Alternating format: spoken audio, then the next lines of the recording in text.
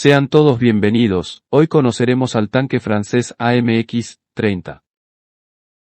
El AMX-30 es un tanque de combate principal diseñado por Fiat, inicialmente entregado al ejército francés en 1966, activo en la actualidad en más de 14 países, y sustituido por el Leclerc en su nación de origen.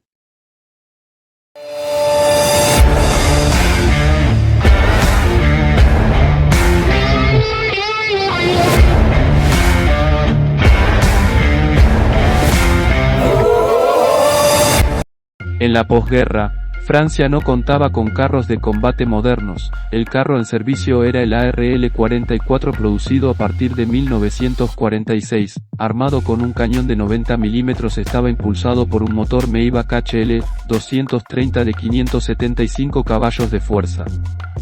Aunque el vehículo de 48 toneladas era comparable a carros de batalla contemporáneos en potencia de fuego y motor, sufrió de distintas desventajas, incluyendo un anticuado diseño del sistema de tracción.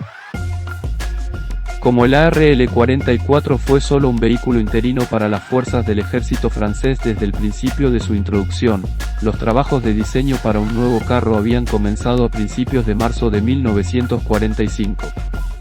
El nuevo vehículo fue designado AMX-50, y su casco y suspensión eran similares a los del Panzer alemán, que había sido usado por el ejército francés en la posguerra. El primer prototipo estaba armado con un cañón de 90 mm en una torreta oscilante, el segundo prototipo fue equipado con un cañón de 100 mm. Francia pretendía poner el AMX-50 en producción como tanque mediano estándar de la Unión Europea Occidental. Razones financieras y la llegada a Francia de ayuda militar americana consistente en 856 tanques M47 Patton hicieron que se abandonara el tanque. Los Patton se convirtieron en los tanques estándar de la OTAN. En 1956 se firmó un acuerdo bilateral entre Francia y Alemania para colaborar en construir un nuevo tanque, que se llamó Europa Panzer.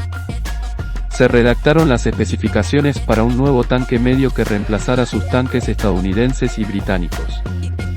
Las claves del nuevo tanque debían ser la velocidad, poder de fuego y dimensiones compactas, por lo que se decidió que tuviera un límite de peso de 30 toneladas, y un cañón de tanque de 105 mm, a crear por el Instituto de Investigación Militar Franco-Alemán. Los ministerios de defensa francés y alemán acordaron que cada país produciría dos prototipos por separado.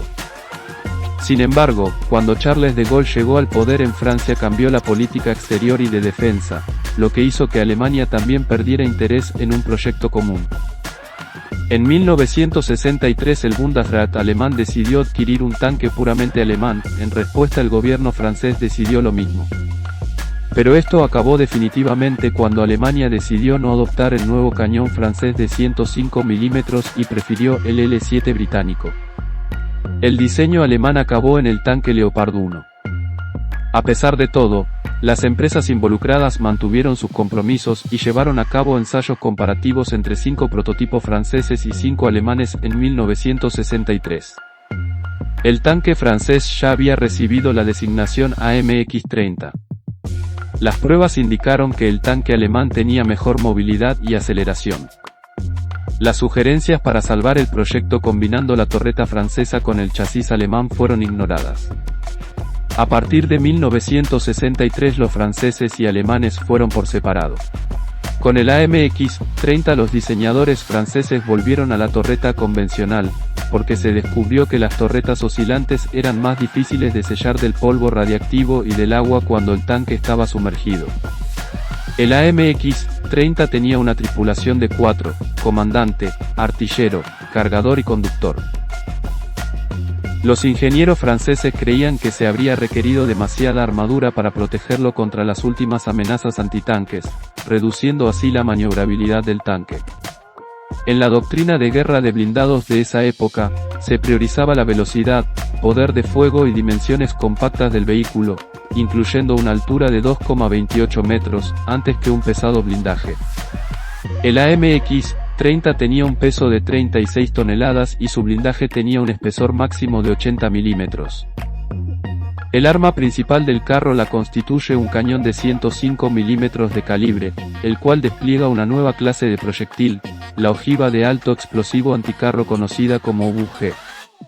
El obús-G usó una carcasa exterior, separada de la carga principal por cojinetes de bolas, para permitir que el arma estabilizara el giro de la ronda sin afectar la ojiva en el interior.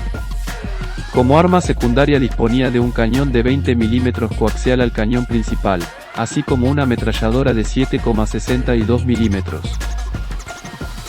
La alta movilidad fue provista por la combinación de un bajo peso y un versátil motor diésel de 720 HP del modelo HS-110V12 turbo multicombustible refrigerado por agua.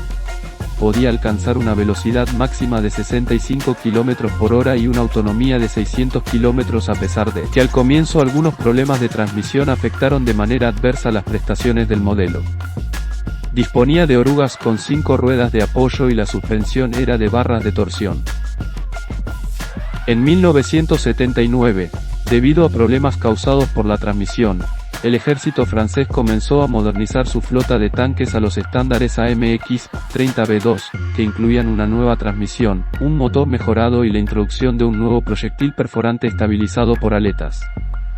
La producción de la AMX-30 también se extendió a una serie de variantes, incluido el vehículo de recuperación AMX-30D, el sistema de armas antiaéreas AMX-30R, un lanzador de puentes, el lanzador de misiles nucleares tácticos Pluton y un lanzador de misiles de superficie-aire entre otros. Ya en 1969, Grecia ordenó el AMX-30 y sus variantes, seguido pronto por España. En los siguientes años el AMX-30 sería exportado a Arabia Saudita, Venezuela, Qatar, Emiratos Árabes Unidos, Chipre y Chile.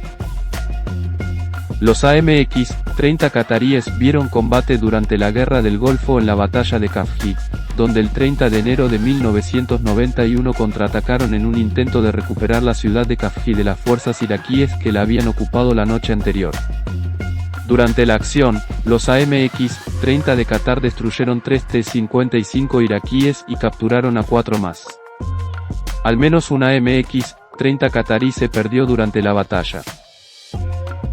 La participación francesa en la Guerra del Golfo, cuyo nombre en código es Operación Daguet, vio el despliegue de la 6ª División Blindada Ligera, denominada durante la duración del conflicto como la División Daguet. La mayor parte de su componente blindado fue provisto por los AMX-10RC de los regimientos de reconocimiento de caballería, y una unidad de 44 AMX-30B2 del 4º Regimiento de Dragones. También se desplegaron 6 AMX-30B más antiguos, equipados con rodillos de minas soviéticos provistos por Alemania de las existencias de Alemania Oriental, y se denominó AMX-30 Dimi. La división Daguet se posicionó al oeste de las fuerzas de la coalición, para proteger el flanco izquierdo del Cuerpo Aerotransportado 18 de Estados Unidos. Esta disposición le dio al comandante francés una mayor autonomía, y también disminuyó la probabilidad de encontrarse con los T-72 iraquíes, que eran superiores tanto a los AMX-10RC como a los AMX-30B2. El 24 de febrero de 1991, las fuerzas francesas se movieron para atacar su primer objetivo, que era defendido por una brigada de la 45ª División de Infantería iraquí. Una incursión de los helicópteros Gazelle allanó el camino para un ataque del 4º Regimiento de Dragones. Desmoralizados por los fuertes bombardeos de la coalición, los defensores iraquíes se rindieron rápidamente. Al día siguiente, el 4º Regimiento de Dragones avanzó hacia su próximo objetivo, Cianbour, donde informaron haber destruido 10 tanques, 3 BMP, 15 camiones y 5 morteros con la ayuda de los A-10 de la Fuerza Aérea de los Estados Unidos. El objetivo final era la base aérea Salman, que fue reportada capturada después de un ataque múltiple, con los AMX-30 atacando desde el sur. En total, los AMX-30 dispararon 270 rondas de sus cañones de 105 mm.